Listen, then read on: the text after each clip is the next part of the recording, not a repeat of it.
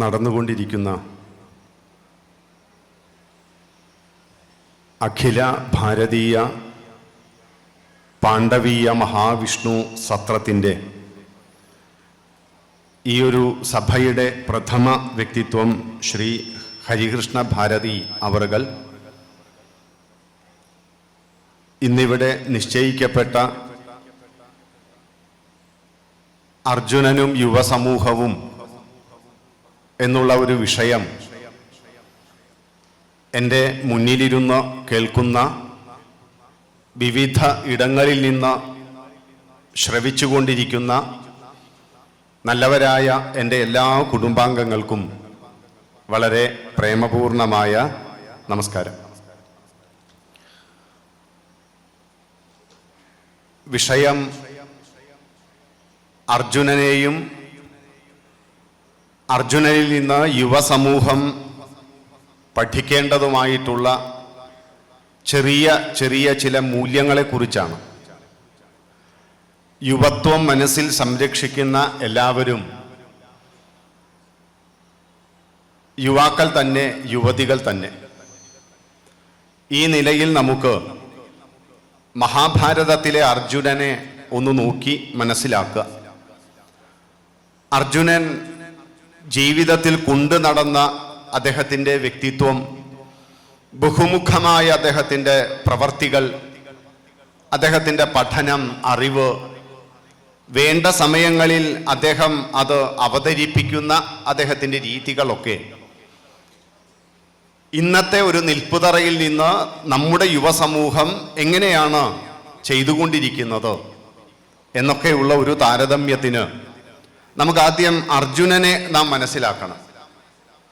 അർജുനൻ എന്ന ശബ്ദത്തിന് ആർജയതി എന്നർത്ഥം. ആർജിക്കാൻ കഴിവുള്ളവനാരോ അവനാണ് അർജുനൻ. ഞാനും നിങ്ങളും നമ്മളും അടങ്ങുന്ന സമൂഹത്തിൽ ആർക്കാണോ നല്ല പോലെ വിദ്യയെ ആർജിക്കാൻ കഴിയുന്നത്, ആ വിദ്യയ്ക്ക് ആധ്യാത്മികമെന്നോ ഭൗതികമെന്നോ വേർതിരിവില്ലാതെ അറിവിൻ്റെ സർവ മേഖലയെയും ഒരുപോലെ സ്വീകരിക്കാൻ പറ്റുന്നത്, ആ അറിവിനെ മുഴുവൻ സാംശീകരിക്കാനും സ്വീകരിക്കാനും ആർജിക്കാനും കഴിവുള്ളവൻ, ഈ ഒരു കഴിവ് അർജുനനുള്ളത് കൊണ്ട് തന്നെയാണ് അർജുനനെ മുഖ്യമായി മുന്നിൽ നിർത്തി മാത്രമേ മഹാഭാരത യുദ്ധത്തിൽ, കുരുക്ഷേത്ര യുദ്ധത്തിൽ വിജയിക്കാൻ സാധിക്കൂ. അർജുനൻ എന്നത് നമ്മളൊക്കെ നല്ലപോലെ അറിഞ്ഞ് മനസ്സിലാക്കേണ്ട ധീരാത്മാവാണ്, വീരനാണ്. അതുകൊണ്ട് തന്നെ അദ്ദേഹത്തെ ബുദ്ധനാക്കിയാൽ മാത്രമാണ് ആത്യന്തികമായ വിജയം ലഭിക്കൂ എന്നറിയാവുന്നത് കൊണ്ട് ശ്രീകൃഷ്ണൻ കോടിക്കണക്കിന് ആളുകൾ നിലനിൽക്കുന്ന ഒരു സഭയിൽ അർജുനന് മാത്രം ഗീത ഉപദേശിക്കുന്നു. ധാരാളം പേർ നിലനിൽക്കുന്ന ആ യുദ്ധസ്ഥലത്ത്, യുദ്ധക്കളത്തിൽ അർജുനന്റെ മാനസികാവസ്ഥയുള്ളവർ ധാരാളം പേരുണ്ടാകില്ലേ? യുദ്ധം ദുഃഖമാണ്, യുദ്ധം കെടുതിയാണ്, യുദ്ധം വിഷമമാണ്. അങ്ങനെയുള്ള ആ വിഷമസന്ധിയിൽപ്പെട്ട് അത് കാണുന്ന, അനുഭവിക്കുന്ന സർവരും അവരവരുടെ കുടുംബങ്ങളെ പറ്റി ചിന്തിക്കുന്നവരായിരിക്കില്ലേ? യുദ്ധത്തിൽ ഞാൻ മരണപ്പെട്ടു കഴിഞ്ഞാൽ എൻ്റെ ഭാര്യ, എൻ്റെ മക്കൾ, എൻ്റെ അമ്മ, എൻ്റെ അച്ഛൻ സർവരും നിരാലംബരായി തീരില്ലേ? ഇങ്ങനെ ചിന്തിക്കുന്ന നിരവധി പേരുണ്ടാകില്ലേ ആ കുരുക്ഷേത്ര യുദ്ധഭൂമിയിൽ? തീർച്ചയായും ഉണ്ടാകും. എന്നിട്ടും എന്തേ ശ്രീകൃഷ്ണൻ ഇവരിൽ ആരെയും തിരഞ്ഞെടുക്കാതെ അർജുനനെ മാത്രം തിരഞ്ഞെടുത്ത് ഗീത ഉപദേശിച്ചത്? അത് ആർജിക്കാൻ കഴിവ് അവന് മാത്രമുള്ളൂ എന്നതുകൊണ്ടായിരിക്കില്ലേ? ആർജിച്ചോ ഇല്ലയോ എന്നത് നമ്മളിപ്പോൾ തീരുമാനിക്കേണ്ട. പക്ഷെ ശ്രീകൃഷ്ണൻ തിരഞ്ഞെടുത്ത ആ അർജുനൻ, ആ ശബ്ദത്തിന് ശങ്കര ഭഗവത്പാദർ അർജുന ശബ്ദത്തെ ഒന്നുകൂടി നമ്മളെ പഠിപ്പിക്കുന്നത് ശുക്ലാന്തരാത്മ, വെളുത്ത അന്ധകരണത്തോടു കൂടിയവനും വിശുദ്ധ അന്ധകരണവും സത്വപ്രധാനിയുമാണ് അർജുനൻ. ഒരു വിദ്യയെ പൂർണ്ണമായും സ്വീകരിക്കാൻ കഴിവുള്ളവനാണ് അർജുനൻ. അങ്ങനെയുള്ള അർജുനനെ വിദ്യാർപ്പണം പാത്രമറിഞ്ഞു വേണം എന്ന നിയമത്തെ മുൻനിർത്തിയിട്ടാണ് ശ്രീകൃഷ്ണൻ ഗീതോപദേശം ചെയ്യുന്നത്. കേവലം ധനുർവിദ്യ മാത്രം അറിയാവുന്ന ആളാണോ അർജുനൻ? നമ്മുടെ മനസ്സിൽ ഒരുപക്ഷെ നമ്മളൊക്കെ അർജുനനെ പഠിച്ചു വെച്ചിട്ടുണ്ടാകാൻ സാധ്യത. ഞാനും നിങ്ങളും നമ്മളും അടങ്ങുന്ന ഹിന്ദുക്കൾ എന്ന് സ്വയം അഭിമാനിക്കുന്ന, പേർത്തും മറ്റുള്ളവരുടെ മുന്നിൽ അത് തന്നെ എന്ന് പറയാൻ വലിയ ഉത്സാഹം കാണിക്കുന്ന നമ്മളൊക്കെ അർജുനനെ പറ്റി പഠിച്ചതും അറിഞ്ഞതും എവിടെ നിന്നാണ്? മഹാഭാരതം പഠിച്ചിട്ടാണോ നമ്മൾ അർജുനനെ അറിഞ്ഞത്? ഒരിക്കലുമല്ല. നമ്മൾ അർജുനനെ മാത്രമല്ല, മുഴുവൻ ഈ ഗ്രന്ഥങ്ങളിലുള്ള നമ്മുടെ പൂർവ്വ പ്രപിതാക്കളെ ഒക്കെ നമ്മൾ അറിഞ്ഞത് നമ്മുടെ ചില പ്രമാണ ഗ്രന്ഥങ്ങളുണ്ട്. ബാലരമ, ബാലമംഗളം, പൂമ്പാറ്റ, അമർചിത്രകഥ, ബാലെ, നാടകം, സിനിമ, നോവൽ, കഥകൾ, മുത്തശ്ശി പറഞ്ഞ കഥകൾ, നാട്ടിലെ നാട്ടുപാട്ടുകൾ, ഇതിൽ നിന്നെല്ലാം നമ്മൾ നമ്മുടെ പൂർവികരെ കുറിച്ച് അറിഞ്ഞു. ശരിയല്ലേ? ആ സീരിയലിൽ അങ്ങനെയല്ലല്ലോ പറഞ്ഞത്. MT ഭീമനെ അവതരിപ്പിച്ച ആ ഭീമൻ ഇങ്ങനെയല്ലല്ലോ. ശിവാജി സാവന്ത് കർണനെ അവതരിപ്പിച്ചത് ഇങ്ങനെയല്ലല്ലോ. ദ്രൗപദിയെയും കുന്തിദേവിയെയും ഞങ്ങൾ വായിച്ച നോവലിൽ അതുപോലെയല്ലല്ലോ നിങ്ങൾ പറയുന്നത്. ഞങ്ങൾ കണ്ട സിനിമയിലും ബാലയിലുമുള്ള കഥയല്ലല്ലോ നിങ്ങൾ പറയുന്നത്. നമ്മുടെ ഏറ്റവും വലിയ പ്രശ്നവും അതാണ്. നമുക്ക് നമ്മുടെ പ്രമാണ ഗ്രന്ഥങ്ങൾ, മഹാഭാരതം വ്യാസനിർമ്മിതമായ ആ വ്യാസന്റെ ഭാഗീരഥി, അത് പഠിച്ചിട്ടല്ല നമ്മൾ അർജുനനെ മനസ്സിലാക്കിയത്. അതുകൊണ്ട് അർജുനൻ എന്ന് പറഞ്ഞാൽ യുദ്ധം ചെയ്യാൻ അറിയുന്ന, ശസ്ത്രാസ്ത്രങ്ങൾ അറിയുന്ന ഒരു വ്യക്തി, ഇതാണ് നാം മനസ്സിലാക്കിയത്. പോരാ, അവിടെ നിന്ന് കുറച്ചുകൂടി ഉയർന്ന് അർജുനനെ മനസ്സിലാക്കണം. സമാനതകളില്ലാത്ത വീര പൗരുഷമാണ് അർജുനൻ. ലോകം കണ്ടതിൽ വെച്ച് ഏറ്റവും വലിയ വില്ലാളി വീരനാണ് അർജുനൻ. നൂതനമായ യുദ്ധമുറകളെ അതെവിടെ പോയി പഠിക്കണം? ദേവലോകത്താണെങ്കിൽ ഇന്ദ്രന്റെ സദസ്സിൽ പോയി ദേവേന്ദ്രനെ യുദ്ധത്തിൽ സഹായിച്ച് ലഭിക്കാവുന്ന യുദ്ധമുറകളെല്ലാം പഠിച്ച് ഉയർന്ന വ്യക്തിത്വമാണ് അർജുനൻ. ഇതിനായി തൻ്റെ ജീവിതത്തിലെ വനവാസ കാലം മുഴുവൻ ഉപയോഗിച്ചവൻ, ഒരു ദശാബ്ദക്കാലം അറിവിന് വേണ്ടി ലോകസഞ്ചാരം നടത്തിയവൻ. അപ്പൊ തോന്നും കേവലം ധനുർവേദം മാത്രമേ അദ്ദേഹത്തിന് അറിയുള്ളൂ എന്ന് സംശയം വന്നാൽ ഒരിക്കലുമല്ല. ധനുർവേദം മാത്രമല്ല, മല്ലയുദ്ധത്തിൽ അഗ്രിമനാണ് അർജുനൻ. അർജുനന്റെ ബാഹുബലം, കൈയുടെ കരുത്ത്, അന്ന് അർജുനന്റെ ബാഹുബലത്തിനൊപ്പം നിൽക്കാൻ പറ്റുന്ന ഒരാളുമില്ല. ഭീമനെ, ജരാസന്ധനെ ഒക്കെ സംശയമുണ്ടാകും, നമുക്ക് മനസ്സിലാക്കാൻ പറ്റും. ഒരുപക്ഷെ അവരെക്കാൾ ഒരു പദം മുന്നിലാണ് അർജുനൻ. അർജുനൻ ഇത്രയും മസിൽ പവർ ഉണ്ടോ? അർജുനന് മല്ലയുദ്ധത്തിൽ കഴിവുണ്ടോ? ഉണ്ടോ എന്നറിയാൻ ദ്രൗപദിയുടെ ആ സ്വയംവര മണ്ഡപത്തിലേക്ക് നമ്മൾ ഒന്ന് യാത്ര ചെയ്യണം. ദ്രൗപദിയുടെ സ്വയംവര മണ്ഡപം നമുക്കറിയാം.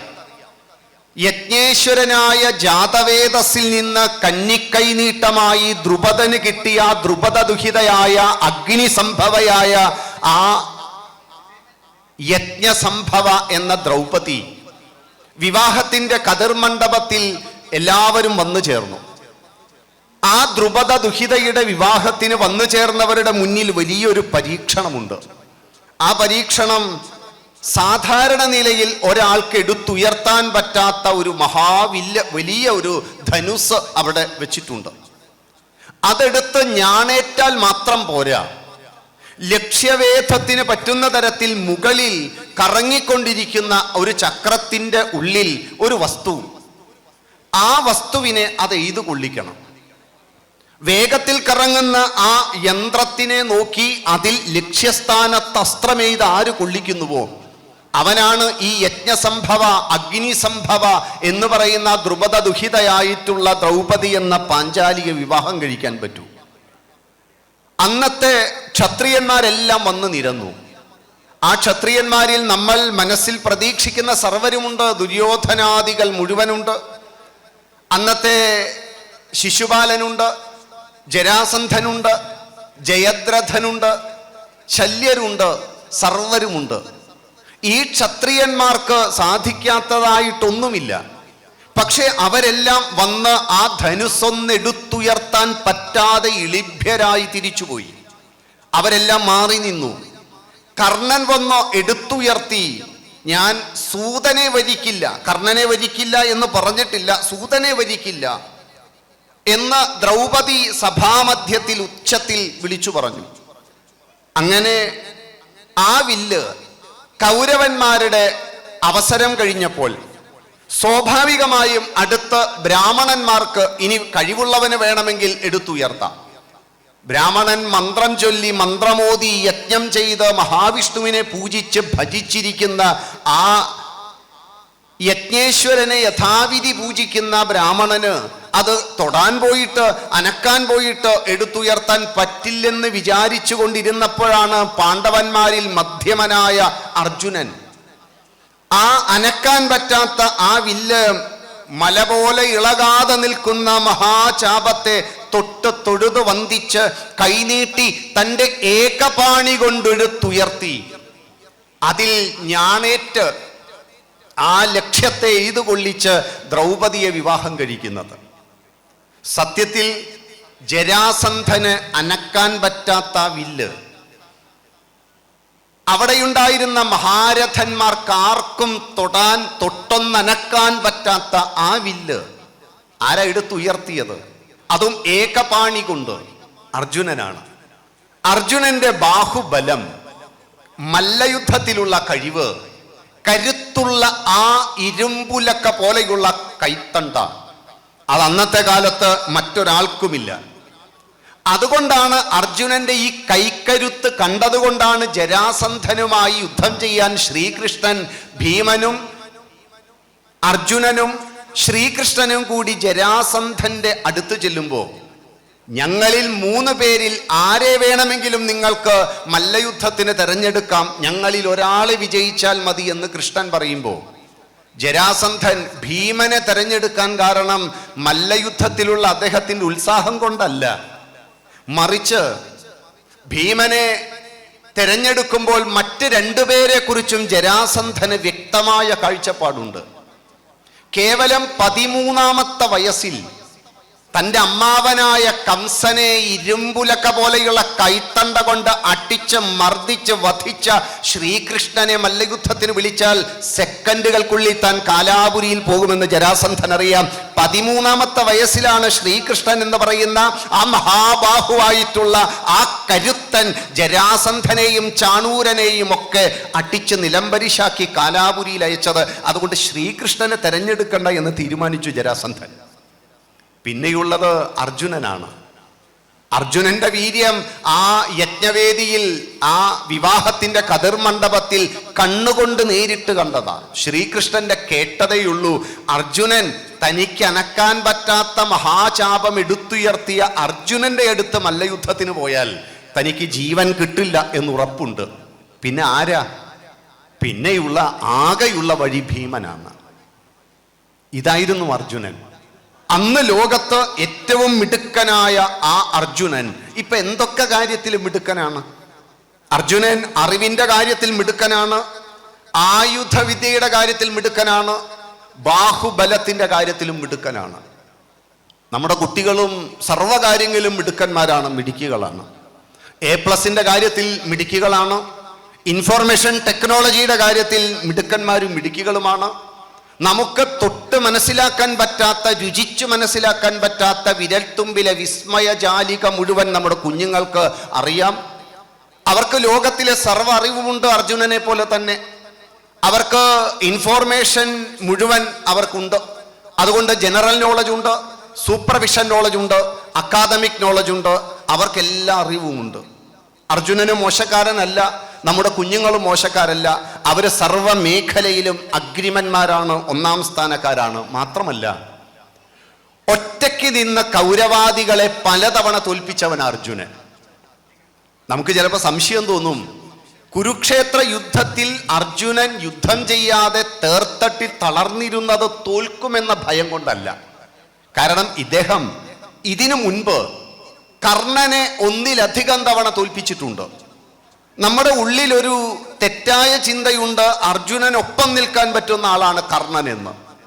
അതറിയണമെങ്കിൽ മഹാഭാരതം തന്നെ തുറന്നു നോക്കണം. അർജുനനുമായി നേരിട്ട് എന്നൊക്കെ അടരാടിയിട്ടുണ്ടോ കർണൻ, അന്നൊക്കെ തോറ്റമ്പി ഓടിയവന്. ആ തോറ്റമ്പി ഓടിയ ആ ഒന്നാമത്തെ സന്ദർഭം ദ്രൗപദിയുടെ സ്വയംവര മണ്ഡപം തന്നെയാണ്.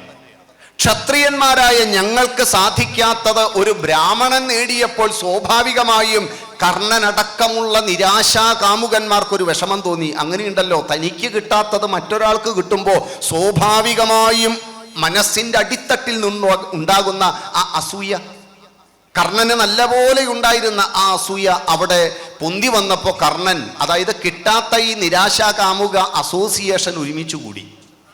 അവരെല്ലാവരും ഒരുമിച്ചുകൂടി തീരുമാനിച്ചു, ഇങ്ങനെയുള്ള ബ്രാഹ്മണനെ കൊല്ലാം. എങ്ങനെയുള്ളവൻ?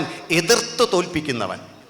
അങ്ങനെ കർണന്റെ നേതൃത്വത്തിൽ അന്ന് ആ സമയത്ത് വന്ന കൗരവാദികളും കർണനും ശല്യരും ശിശുപാലനും ജരാസന്ധനും മറ്റ് ക്ഷത്രിയ രാജാക്കന്മാരെല്ലാം ഒരു വശത്ത്, മറുഭാഗത്ത് അർജുനൻ, തൻ്റെ സഹോദരന്മാർ മാത്രം. പക്ഷേ അർജുനൻ ഒറ്റയ്ക്ക് കർണനുമായി പോരാടി. അർജുനന്റെ മുന്നിൽ അസ്ത്രമെയ്യാൻ സാധിക്കാതെ അത്ഭുതപ്പെട്ടു നിന്ന കർണൻ തൻ്റെ അടവുകൾ ഓരോന്നു മാറ്റി.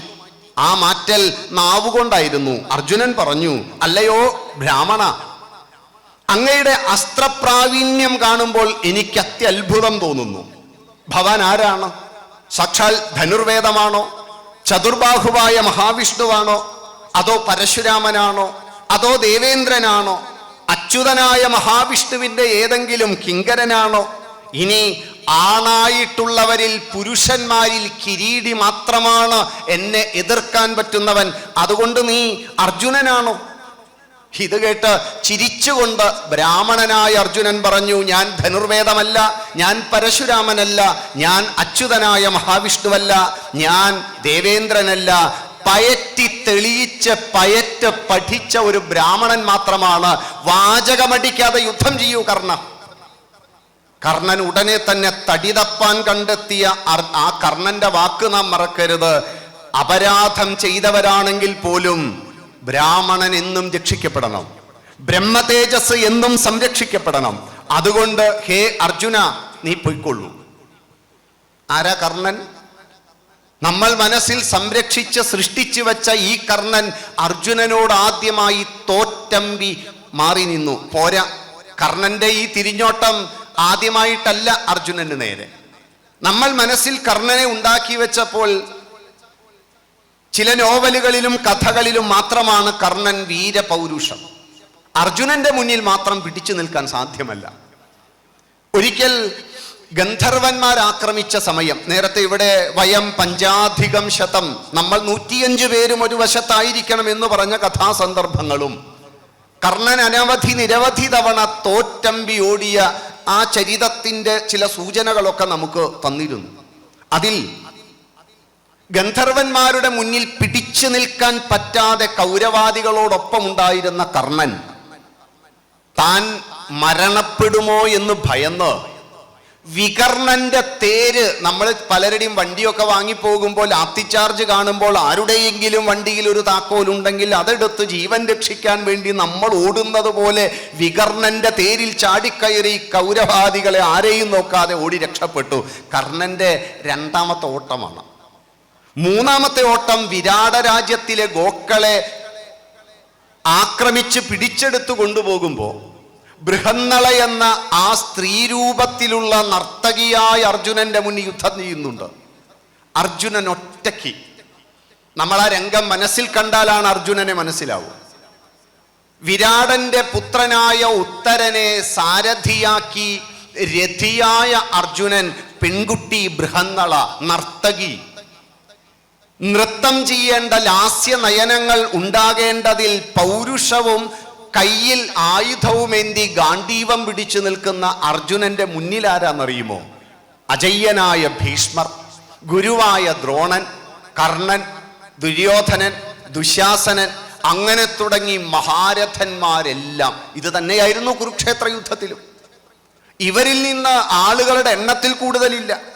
അവരന്നും അർജുനന്റെ മുന്നിലുണ്ട്.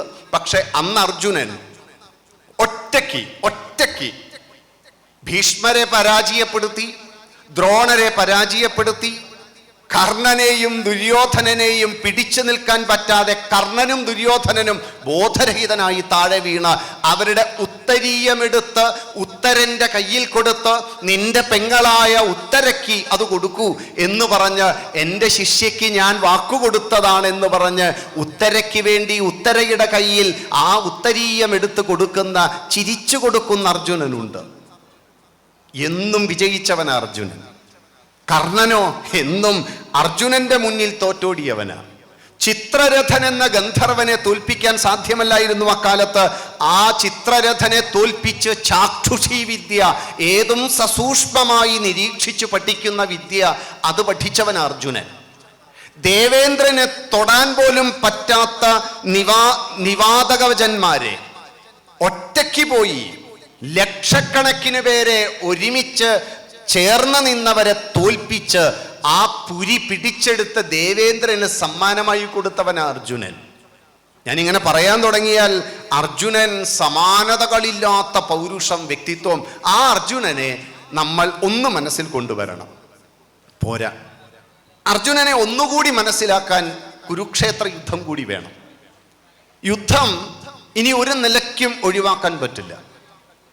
യുദ്ധമുണ്ടായത് അധർമ്മമുള്ളത് കൊണ്ട് മാത്രമാണ്. അവകാശപ്പെട്ടത് മറ്റൊരാൾ പിടിച്ചെടുത്ത് പിന്നെ അവിടെ ധർമ്മത്തിന്, ഒരു തരത്തിലുമുള്ള ധാർമ്മികതയ്ക്ക്, ചർച്ചയ്ക്ക് അവിടെ ഒരു നിലയ്ക്കുമുള്ള സമയവുമില്ല, സന്ദർഭവുമില്ല. ആസന്നമായി വന്നു ചേരേണ്ട യുദ്ധം വന്നു ചേർന്നു. മഹാഭാരതത്തിൽ നമ്മൾ എല്ലാവരും പഠിച്ചിരിക്കേണ്ട ഒരു പർവം, 5ാമത്തെ പർവമായ ഉദ്വേഗ പർവമാണ്. നമ്മളൊക്കെ ഉദ്യോഗത്തിന് പോകുന്നില്ലേ? ഈ ഉദ്യോഗ പർവം തന്നെ. നമ്മൾ എന്തിനാ ഉദ്യോഗത്തിന് പോകുന്നേ? അതാത് ദിവസം നമുക്ക് ജീവിക്കാനുള്ള, നമ്മുടെ ജീവിത ഉപായത്തിന് വേണ്ടിയിട്ടുള്ള പണം സമ്പാദിക്കാൻ. ഇതേപോലെ 5ാം പർവമായ ഈ ഉദ്യോഗ പർവത്തിൽ അർജുനൻ ലോകത്തുള്ള എല്ലാ രാജാക്കന്മാരെയും പോയി കാണുകയാണ്. എന്തിന്? ഈ യുദ്ധത്തിൽ ഞങ്ങളുടെ കൂടെ നിങ്ങൾ വരണം. കുറെ പേർ ദുര്യോധനന്റെ, ധാർത്തരാഷ്ട്രന്റെ ദുർബുദ്ധികളുടെ കൂടെ ചേർന്നു. അർജുനനാണ് പാണ്ഡവന്മാരിൽ മുൻകൈയെടുത്ത് സകല രാജാക്കന്മാരെയും പോയി കണ്ട് തൻ്റെ ഭാഗത്തേക്ക് ചേർക്കാൻ പരിശ്രമിച്ചവൻ. അർജുനന്റെ ഉത്സാഹം എന്തിനാ? യുദ്ധം ചെയ്യാനാണ്. യുദ്ധം ചെയ്യണമെന്നുള്ള അതിയായ ആഗ്രഹത്തോടു കൂടിയിട്ടാണ് അർജുനൻ ലോകം മുഴുവൻ ചെന്ന് എല്ലാവരുടെയും സഹായം അഭ്യർത്ഥിച്ചത്, കൂടെ കൂട്ടിയത്. അല്ലാതെ വർത്തമാനം പറഞ്ഞിരിക്കാനല്ല. അദ്ദേഹത്തിന് യുദ്ധത്തിലുള്ള ഉത്സാഹമാണ്. യുദ്ധം വന്നു ചേരുമെന്ന് ഉറപ്പുള്ളത് കൊണ്ട് അദ്ദേഹം തപസ്സിന് പോയി സാക്ഷാൽ പരമശിവനുമായി സംവാദത്തിലേർപ്പെട്ട് പാശുപതം നേടി. എന്തിനാ പാശുപതം? വെറുതെ കുട്ടിക്കളി കളിക്കാനല്ല. യുദ്ധമുണ്ടാകും, അതിന് ദിവ്യായുധങ്ങൾ വേണം. യുദ്ധത്തിന് വേണ്ടി തയ്യാറെടുക്കുകയാണ് അർജുനൻ. മനസ്സിലാക്കണേ, ഈ അർജുനൻ ശ്രീകൃഷ്ണനെ സ്വപക്ഷത്ത് നിർത്താൻ ആരാ ഉത്സാഹിച്ചേ? ദുര്യോധനന? ഭീമന? അല്ല, അർജുനനാണ്. എന്തിനാ കൃഷ്ണനെ സ്വപക്ഷത്ത് നിർത്തിയത്? ലോകത്ത്, അർജുനൻ തന്നെ പറയുന്നുണ്ട്, ലോകത്ത് വില്ലാളി വീരന്മാർ 2 പേരാണ്, അത് ഞാനും കൃഷ്ണനുമാണ്. ഞാൻ തേർത്തട്ടിൽ നിന്ന് യുദ്ധം ചെയ്യുന്നത് എൻ്റെ കൃഷ്ണനൊന്ന് കാണട്ടെ. ആ കൃഷ്ണനൊന്ന് കണ്ടാൽ, ആ മഹാരഥനൊന്ന് കണ്ടാൽ, ആ വില്ലാളി വീരനൊന്ന് മനസ്സറിഞ്ഞ് അനുഗ്രഹിക്കാൻ കൃഷ്ണനെ മുൻനിർത്തി രഥിയായി യുദ്ധം ചെയ്യാനുള്ള ആഗ്രഹമായിരുന്നു അത്. അർജുനന്റെ ഉത്സാഹം കണ്ടോ? നോക്കൂ, ഇങ്ങനെ കഴിവുള്ള ഒരുവൻ, എല്ലാ മേഖലയിലും മിടുക്കുള്ള ഒരുവൾ, എല്ലാ പരീക്ഷയിലും A+ നേടിയ കുഞ്ഞ്, സർവമേഖലയിലും കഴിവ് തെളിയിച്ചവൻ, ഇത് ഒരു നിമിഷത്തിൽ, ഒരു സുപ്രഭാതത്തിൽ ആത്മഹത്യ ചെയ്തു. എല്ലാത്തിലും മുന്നിൽ നിന്ന നമ്മുടെ മക്കൾ എവിടെയോ ഒരു പരീക്ഷയിൽ, ഏത് പരീക്ഷ? ക്വാർട്ടർലി എക്സാം മുഴുവൻ A+ ആണ്. ഹാഫ് ഇയർലി എക്സാം വന്നാലും A+ ആണ്. ക്ലാസ് ടെസ്റ്റുകളിൽ മുഴുവൻ A+ ആണ്. 1ാം ക്ലാസ്സും 8ാം ക്ലാസ്സും 9ാം ക്ലാസ്സും വരെ ക്ലാസ്സിൽ മുന്നിലാണ്. 10ാം ക്ലാസ്സിലെ ഫസ്റ്റ് ടൈമും സെക്കൻഡ് ടൈമും A+ ആണ്. പക്ഷേ അവസാനത്തെ പരീക്ഷ, ജീവിതത്തിൽ അവസാനം നേരിടേണ്ട ആ പരീക്ഷ, ആനുവൽ എക്സാം, ഓരോരുത്തർക്കും ആനുവൽ എക്സാം വിവിധമായ രീതിയിലാണ്. ചിലർക്ക് ആനുവൽ എക്സാം വിവാഹാനന്തരമായിരിക്കും, ചിലർക്ക് ആനുവൽ എക്സാം ഏതെങ്കിലും പ്രൊഫഷണൽ ഡിഗ്രികളായിരിക്കും, ചിലർക്ക് ആനുവൽ എക്സാം ഏതെങ്കിലും ബിരുദമോ ബിരുദാനന്തര ബിരുദമോ ആയിരിക്കും, ചിലർക്ക് ആനുവൽ എക്സാം ഇലക്ഷൻ ആയിരിക്കും. ഓരോരുത്തർക്കും ആനുവൽ എക്സാം ഏതാണെന്ന് നമ്മൾ ധരിച്ചു വെക്കണം. അർജുനൻ ഇവിടെ ആനുവൽ എക്സാം തൻ്റെ ജീവിതത്തെ ഏറ്റവും പരിപൂർണമായി നിലനിർത്തേണ്ട ആ സമയത്താണ് അർജുനൻ തളർന്നൊട്ടി താഴെയിരുന്നത്. ഇത്രയും വീര്യം കാണിച്ചവൻ എന്തുകൊണ്ടാ വീണുപോയത്? നമ്മുടെ കുഞ്ഞുങ്ങൾ എന്തുകൊണ്ടാ ചില സമയങ്ങളിൽ അവർക്ക് തളർച്ച ബാധിക്കുന്നത്? ബാക്കി എല്ലാ മേഖലയിലും നമ്മളൊക്കെ മിടുക്കന്മാരും മിടുക്കികളും ഒക്കെ ആയിരുന്നല്ലോ. ഇപ്പം എന്താ നമുക്ക് സംഭവിച്ചത്? ഇങ്ങനെ മാറിപ്പോകും ഒരു മനുഷ്യൻ. എല്ലാത്തിലും മുൻകൈയെടുത്ത മനുഷ്യൻ എങ്ങനെയാ മാറിപ്പോയത്? അത് മനസ്സിലാക്കാൻ അർജുനനെ ബാധിച്ച രോഗം മനസ്സിലാക്കിയാലേ നമുക്ക് മഹാഭാരതം മനസ്സിലാകൂ. നമുക്ക് എന്തെങ്കിലും മഹാഭാരതത്തിൽ നിന്ന് അർജുനനിൽ നിന്ന് മനസ്സിലാക്കണമെങ്കിൽ അർജുനൻ എന്ത് സംഭവിച്ചു എന്ന് മനസ്സിലാക്കണം. അതിനാദ്യം നമ്മുടെ കുഞ്ഞുങ്ങൾ പരീക്ഷ എഴുതാൻ വേണ്ടി പോകുന്നത് ആദ്യം മനസ്സിലാക്കൂ. അർജുനൻ കുരുക്ഷേത്ര യുദ്ധത്തിന് തയ്യാറെടുത്തതുപോലെയാണ് നമ്മുടെ കുഞ്ഞുങ്ങളും പരീക്ഷ എഴുതാൻ പോവുക. നമ്മളൊക്കെ അങ്ങനെയാണ്. കുരുക്ഷേത്ര യുദ്ധം ഇതാ ആരംഭിച്ചു. നമ്മുടെ കുഞ്ഞുങ്ങളാണെങ്കിൽ പരീക്ഷ ഹാളിൽ കയറി ഇരുന്നു. അർജുനൻ തൻ്റെ ആയുധങ്ങളൊക്കെ ഒന്നുകൂടി എടുത്ത് ഓരോരുത്തരോടും എന്തൊക്കെയാണ് ഞാൻ പ്രയോഗിക്കേണ്ടത് എന്ന് നോക്കി, ആയുധങ്ങളുടെ മൂർച്ചയൊക്കെ നോക്കി തേർത്തട്ടിലിരുന്ന് ഓരോന്നും ഇങ്ങനെ എണ്ണിക്കൊണ്ടിരിക്കുമ്പോൾ നമ്മുടെ കുട്ടികൾ ക്ലാസ് മുറിയിലിരുന്ന് കൊണ്ടുപോയ 3 പേന തെളിയുന്നുണ്ടോ എന്നറിയാൻ ഒന്നുകൂടി ഒന്ന് വരച്ചു നോക്കി. ശംഖൂതി ആരംഭിക്കണം, ധർമ്മയുദ്ധമാണ്. അതുകൊണ്ട് സമയം കുറച്ചുണ്ട്. പരീക്ഷ പേപ്പർ, ക്വസ്റ്റ്യൻ പേപ്പർ കിട്ടാൻ കുറച്ച് സമയമുണ്ട്. അക്ഷമരായി കാത്തിരിക്കുകയാണ് കുഞ്ഞുങ്ങൾ. ഇത് കിട്ടിയിട്ട് വേണം അങ്ങ് എഴുതി തുടങ്ങാൻ. ഇതെന്താ ബെല്ലടിക്കാത്തെ? എന്താ ടീച്ചർ വരാത്തെ? ആ ബെല്ലൊന്ന് കേട്ടാൽ ക്വസ്റ്റ്യൻ പേപ്പർ കിട്ടും. അങ്ങനെ തുടിക്കുന്ന മനസ്സോടെ, ഉത്സാഹമുള്ള മനസ്സോടെ, താൻ ഇതുവരെ പഠിച്ച് മനസ്സിലാക്കി വെച്ച തൻ്റെ ഉള്ളിലുള്ള അറിവുകളെ മുഴുവൻ ഉത്തരക്കടലാസിൽ എഴുതാൻ കയ്യിൽ ആയുധമെന്ന പേനയുമായി വന്ന കുഞ്ഞുങ്ങളെ പോലെ അർജുനനും അതേപോലെ തയ്യാറെടുത്തുകൊണ്ട് കൃഷ്ണനോട് വീമ്പിളക്കാൻ തുടങ്ങി. നമ്മുടെ കുഞ്ഞുങ്ങളും വീമ്പ് പറഞ്ഞാ വന്നത്. അമ്മ എനിക്ക് A+ കിട്ടും, അമ്മ പേടിക്കണ്ട.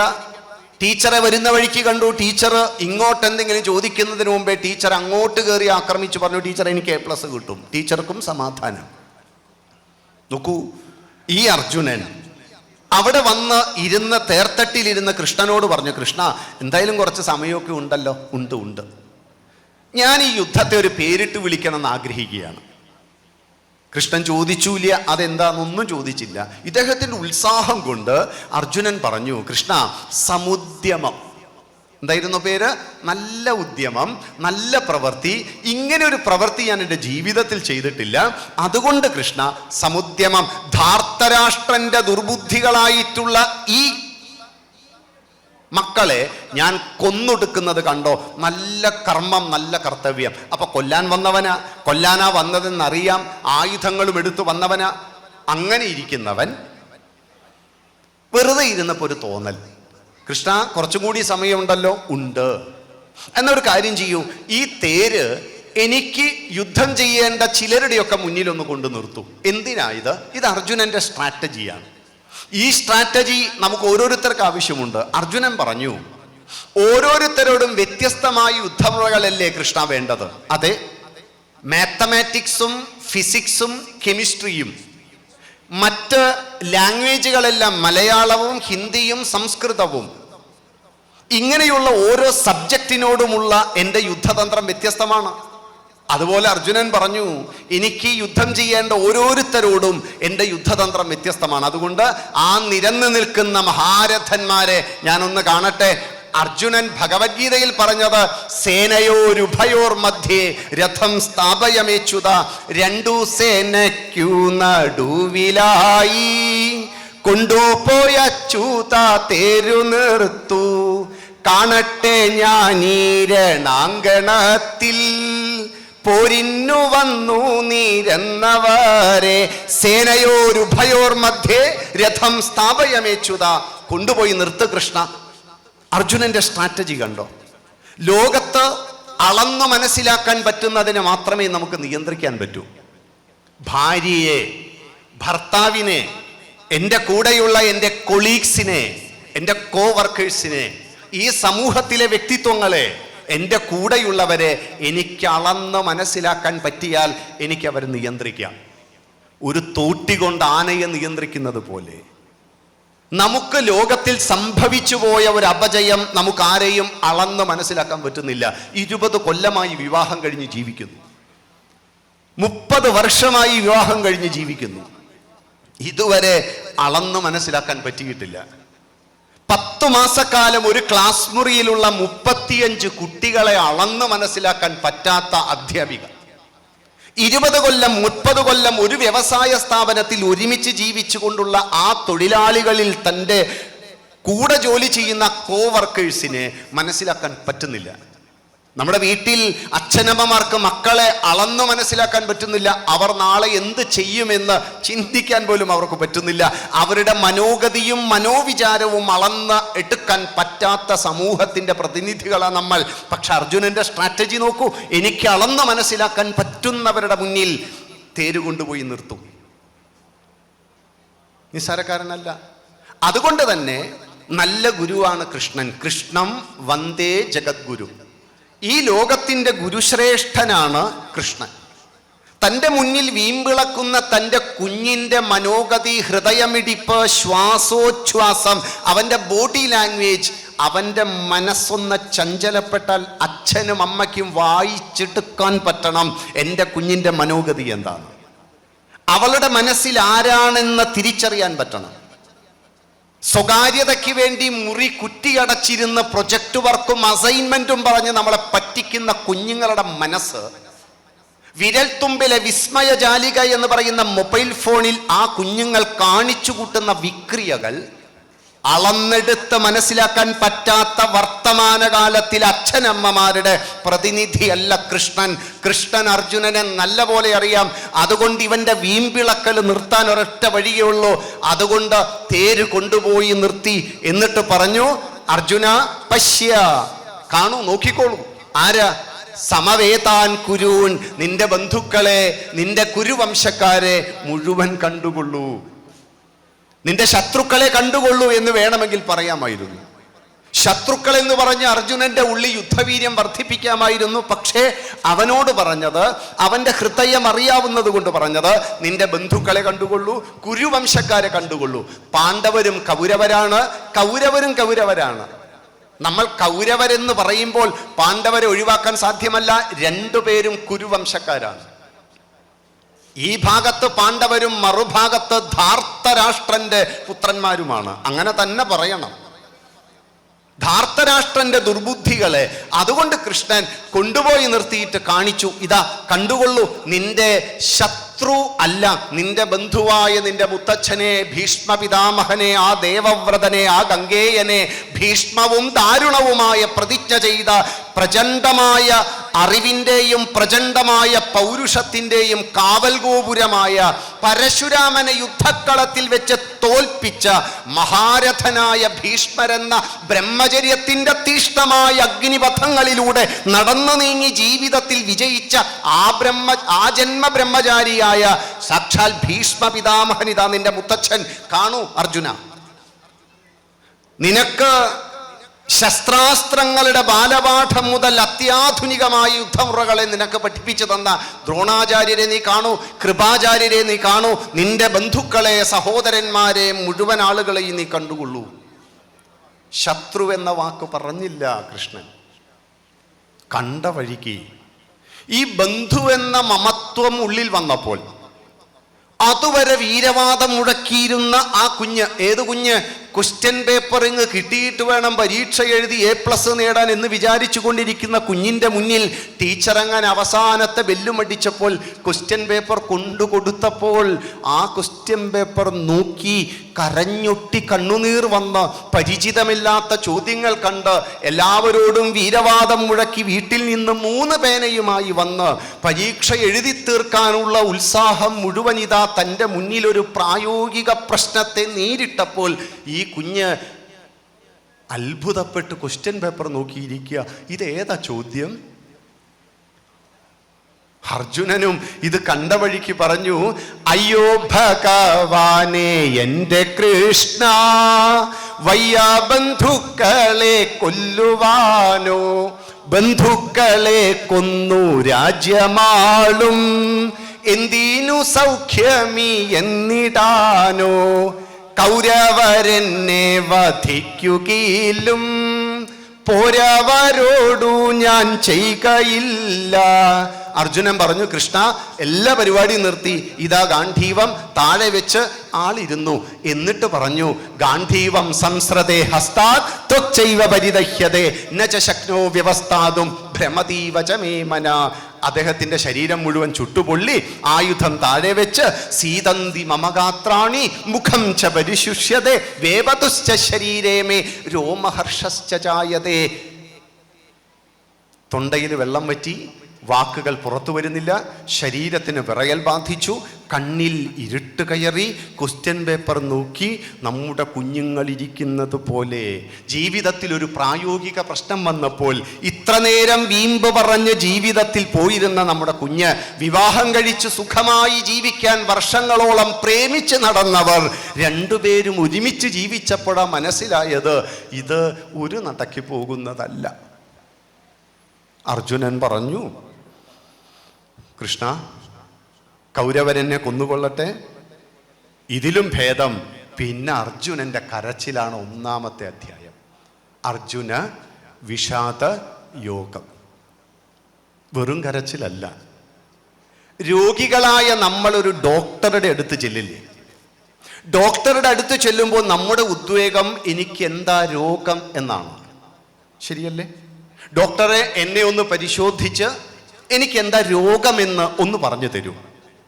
പക്ഷെ ഈ രോഗിയുണ്ടല്ലോ കൃഷ്ണൻ, അർജുനൻ, ഡോക്ടറായ ശ്രീകൃഷ്ണന്റെ അടുത്ത് ചെന്ന് പറയുന്ന വാക്ക് തൻ്റെ രോഗം എന്താണെന്ന് ഇദ്ദേഹത്തിന് അറിയാം. ഈ രോഗി എങ്ങനെയാ ചികിത്സിക്കുക? മാത്രമല്ല തൻ്റെ രോഗത്തെ ഉച്ചത്തിൽ പറയുകയാണ്.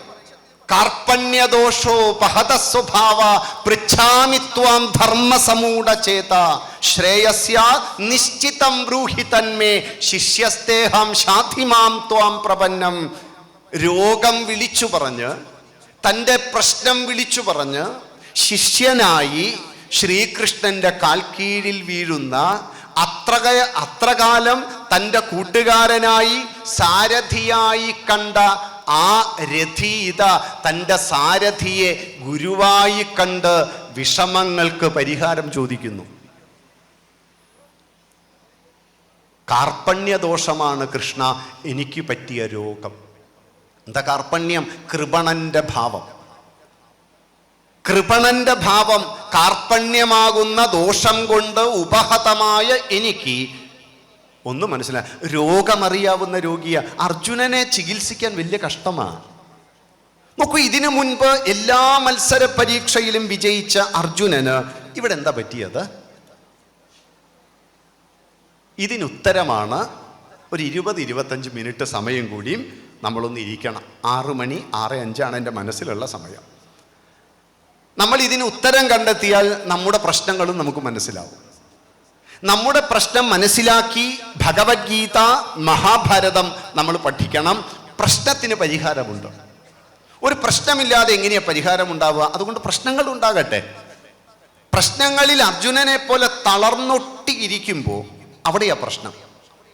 അതുകൊണ്ട് അർജുനന് ബാധിച്ച രോഗമാണ് ഇന്ന് എൻ്റെ മുന്നിലിരിക്കുന്ന, എന്നെ കേൾക്കുന്ന ഹിന്ദു സമൂഹത്തിന് ബാധിച്ച രോഗം. അതുകൊണ്ട് തന്നെ അർജുനന്റെ ന്യായീകരണം നമ്മൾ മനസ്സിലാക്കണം. അർജുനന്റെ ന്യായീകരണം മൊത്തം 1-ാം അധ്യായമാണ്, അർജുന വിഷാദ യോഗം. അതുകൊണ്ട് ഭഗവത്ഗീതയിൽ അർജുന വിഷാദ യോഗം നമ്മൾ ഒന്ന് ശരിക്കും പഠിക്കണം.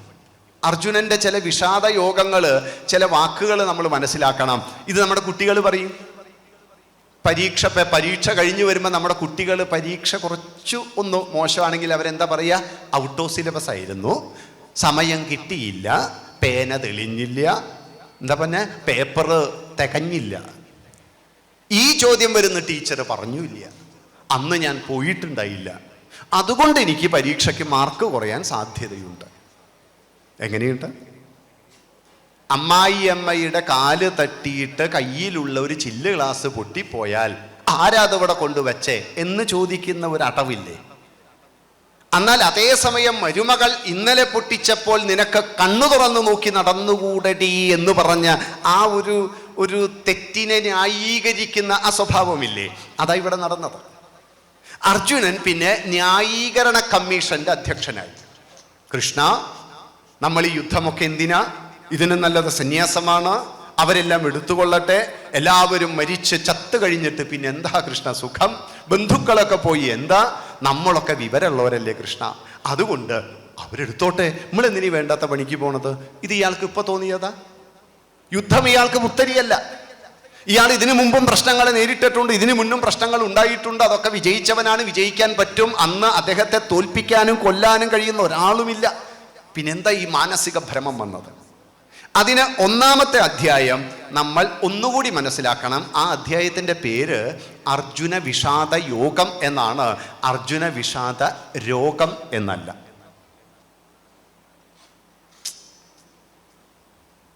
ഇനി ഒന്ന് ശ്രദ്ധിച്ച് കേൾക്കണം. നമുക്ക് വിഷാദ യോഗമാണോ വിഷാദ രോഗമാണോ?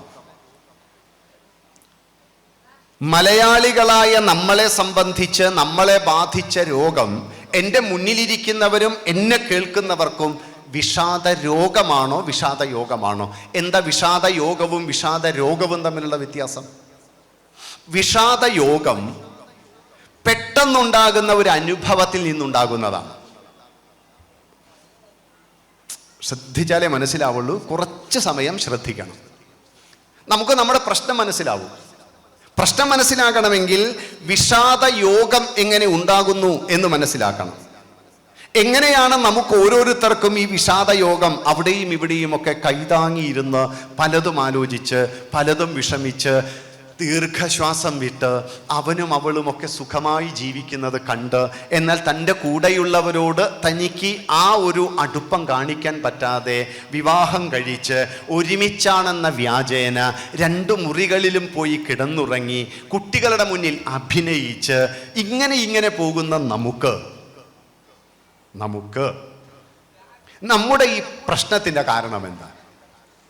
ഈ കാരണം കുട്ടിക്കാലം മുതൽ നമ്മളൊക്കെ ധാരാളം അനുഭവങ്ങളിലൂടെയാണ് വളർന്നു വന്നത്. ഈ അനുഭവങ്ങൾ ചിലതൊക്കെ നാം മറക്കാൻ ശ്രമിക്കുന്നതാണ്, ചിലതൊക്കെ നമ്മളിൽ വല്ലാത്ത വിഷമങ്ങൾ ഉണ്ടാക്കിയതാണ്, ചിലതൊക്കെ ചിലരുടെ നല്ലതല്ലാത്ത പെരുമാറ്റം, ചിലരൊക്കെ നമ്മളെ ചൂഷണം ചെയ്തത്, പലരും നമ്മുടെ മനസ്സിനെ വേദനിപ്പിക്കുന്ന വാക്കുകൾ പറഞ്ഞത്, ഇങ്ങനെ കുറേ അധികം സന്ദർഭങ്ങളുടെ സൃഷ്ടികളാണ് നമ്മളൊക്കെ. ഇന്നലകളിലെ മനസ്സിൻ്റെ വേദനകൾ മുഴുവൻ പേറി നടക്കുന്നവരെ നമ്മൾ. അങ്ങനെ നമ്മുടെ ജീവിതത്തിൽ ഉണ്ടാകുന്ന ഒരു ഷോക്ക്, ശ്രദ്ധിക്കണേ, ഒരു ഷോക്ക്, അങ്ങനെയുള്ള ചില ഷോക്കുകൾ, അത് അനുഭവങ്ങൾ, ചിലത് കണ്ടത്, ചിലത് വായിച്ചത്, ചിലരുടെ ചില എന്താ പറയുക സ്വഭാവത്തിൻ്റെ വൈചിത്ര്യം, ഇതൊക്കെ നമ്മളുടെ ഉള്ളിൽ ഇന്നും നമ്മൾ കൊണ്ട് നടക്കുന്നുണ്ട്. അതാരോടും പറഞ്ഞിട്ടൊന്നുമില്ല. ഇന്നും അത് താലോലിച്ച് ഒറ്റയ്ക്കിരിക്കുന്ന സമയങ്ങളിൽ അതിന് സമാനമായ സന്ദർഭങ്ങൾ വായിക്കുമ്പോഴോ സിനിമയിൽ കാണുമ്പോഴോ നമ്മളുടെ മനസ്സിൽ ഇതിങ്ങനെ തെളിഞ്ഞു വരുമ്പോൾ നമ്മൾ വല്ലാത്ത വിഷമത്തിൻ്റെ ഒരു സന്ധിയിൽ വീഴും. ഇതൊരാളോട് പറയാൻ പറ്റില്ല. പറഞ്ഞാൽ എത്ര കുടുംബങ്ങളാ നശിച്ചു പോവുക, ചിലപ്പോൾ സ്വന്തം കുടുംബവും നശിക്കും. മനസ്സിലുള്ള ആ വേദനകളെ പേറി നടന്ന് നമ്മളൊക്കെ സത്യത്തിൽ വിഷാദ രോഗികളായി മാറി. ഇന്ന് വിഷാദ യോഗമല്ല, വിഷാദ യോഗം ഉണ്ടാകുന്നത് ഒരു പ്രത്യേക പരിതസ്ഥിതിയുടെ സമ്മാനമാണ്. വിഷാദ യോഗം പെട്ടെന്ന് ഒരു ഞെട്ടലിൽ നിന്നൊരു രോഗം, ആ രോഗത്തിൻ്റെ പേര് വിഷാദ യോഗമാണ്. വിവാഹം കഴിഞ്ഞ് ചെന്ന് അമ്മായി അമ്മയുടെ ആ ക്രൂരമായ പെരുമാറ്റം, അതൊക്കെ പോയി കേട്ടോ, അതൊക്കെ കഴിഞ്ഞുപോയ കാലമാണ്. പക്ഷെ ഇന്നും അത് മനസ്സിൽ സൂക്ഷിച്ച് തൻ്റെ ആരെ കണ്ടാലും അതെന്നും പറഞ്ഞുകൊണ്ടിരിക്കും. അമ്മായിയമ്മ യമാലയത്തിൽ പോയിട്ട് വർഷം 10ആയി. ഇന്നും അവരുടെ ഫോട്ടോ ചുമരിൽ കാണുമ്പോൾ കഴിഞ്ഞുപോയ ആ വിഷമങ്ങളെ താലോലിച്ച് സിനിമ കാണുന്നത് പോലെ 10, 20, 30 മിനിറ്റ് അത് ആലോലിച്ച് ആ മനസ്സിനെ വല്ലാതെ അങ്ങ് വിഷമിപ്പിച്ച് മുന്നിൽ കൊഞ്ചി വരുന്ന കുഞ്ഞിനോട് ആ ദേഷ്യം മുഴുവൻ നമ്മൾ കാണിച്ച് ചുറ്റുപാടുമുള്ള സർവ്വ അന്തരീക്ഷവും നശിപ്പിക്കും. അതുകൊണ്ട് നമുക്ക് ഏതെങ്കിലും ഒരു പ്രത്യേക ഷോക്കിൽ നിന്ന്, പ്രത്യേക പരിതസ്ഥിതിയിൽ നിന്നുണ്ടാകുന്ന ഈ പ്രശ്നങ്ങളെ നമ്മൾ താലോലിച്ചാൽ, കൊണ്ടു നടന്നാൽ, മനസ്സാകുന്ന തിരശീലയിൽ എന്നും സിനിമ കാണുന്നത് പോലെ അത് കണ്ടുകൊണ്ടിരുന്നാൽ, അത് ചിന്തിച്ചാൽ പതുക്കെ പതുക്കെ നമ്മൾ വിഷാദ രോഗത്തിലേക്ക് മാറും.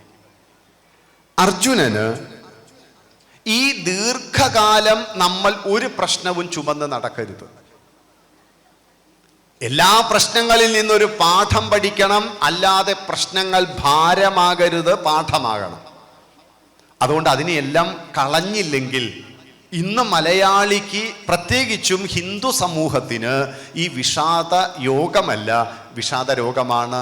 വിഷാദ യോഗം സമയത്ത് ചികിത്സിക്കാതെ ഉള്ളിൽ കൊണ്ട് നടന്ന് ആ ഭാരവും പേറി 10, 20, 30 വർഷം ജീവിച്ചതുകൊണ്ട് നമ്മൾ ഇന്ന് വിഷാദ യോഗം അത് കൺവെർട്ട് ചെയ്തു വിഷാദ രോഗമായി. ഇനി ചികിത്സിക്കാൻ വലിയ വിഷമമാണ്. മനസ്സിലാക്കാൻ പറ്റുന്നുണ്ടോ? വലിയ സ്വപ്നങ്ങൾ കണ്ടാണ് വിവാഹം കഴിച്ചത്. പക്ഷെ കുട്ടിക്കാലത്തുണ്ടായ ആ ചൂഷണമുണ്ടല്ലോ, തൻ്റെ ഏറ്റവും അടുത്ത ബന്ധു തന്നെ ചൂഷണം ചെയ്തത്, ആ ഇരുട്ടും ആ രാത്രിയുടെ അനുഭവങ്ങളും ആ ശബ്ദവും എല്ലാം വന്നപ്പോൾ വിവാഹം കഴിച്ച ആ ദിവസങ്ങൾ കൊണ്ട് ആ പെൺകുട്ടി പിന്നെ ജീവിതത്തിൽ ആ പുരുഷനോടൊപ്പം ഒരുമിച്ച് ജീവിച്ചിട്ടില്ല. മനസ്സിൽ ഉദ്വേഗമാണ്, കഴിഞ്ഞ കാലത്തിൻ്റെ സൃഷ്ടിയാണ്. അതുകൊണ്ട് കുടുംബജീവിതം തീർന്നു. മനസ്സിലാക്കാൻ പറ്റുന്നുണ്ട് എന്ന് വിചാരിക്കട്ടെ. ഇവിടെ അർജുനന് ബാധിച്ചതും ഈ വിഷാദ യോഗമായിരുന്നു. അർജുനനത് വിഷാദ രോഗമായില്ല. അതിനു മുൻപേ ശ്രീകൃഷ്ണൻ ചികിത്സിച്ചു.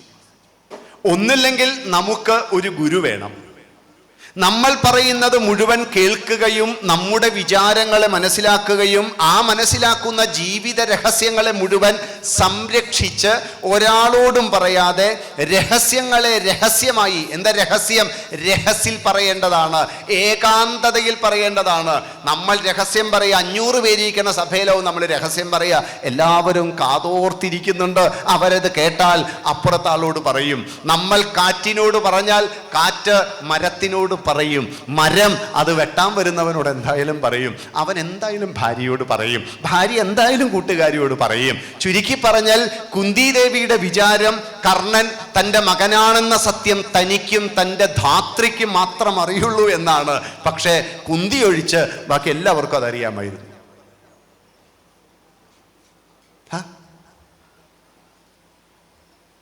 അതുകൊണ്ട് അർജുനന്റെ പ്രശ്നം നമ്മളൊന്ന് മനസ്സിലാക്കണം. അർജുനൻ എന്താ ഇങ്ങനെ പറ്റിയ? അതിന് കുരുക്ഷേത്ര യുദ്ധത്തിന് മുൻപ് നടന്ന ദൂതുകളുണ്ട്, ദൂതന്മാരുണ്ട്. ഈ ദൂതന്മാർ പലരും വന്നു. വിരാടന്റെ രാജധാനിയിൽ നിന്ന് ഒരാൾ അങ്ങോട്ട് പോയി, യുദ്ധം വേണ്ട, യുദ്ധത്തിന് സമാധാനമാണ് നല്ലത് എന്ന് പറഞ്ഞ് നമ്മുടെ നാട്ടിൽ നിന്ന് വിദേശകാര്യ വകുപ്പ് കൈകാര്യം ചെയ്യുന്നവർ, മറ്റ് നാടുകളിലുള്ള അവരെല്ലാം പോയി യുദ്ധത്തിനെ ഇല്ലാതാക്കാൻ പരിശ്രമിക്കുന്നത് പോലെ ആ 2 ഭാഗത്തു നിന്നും ദൂതന്മാരുടെ വരവുണ്ടായിരുന്നു. ഇതിൽ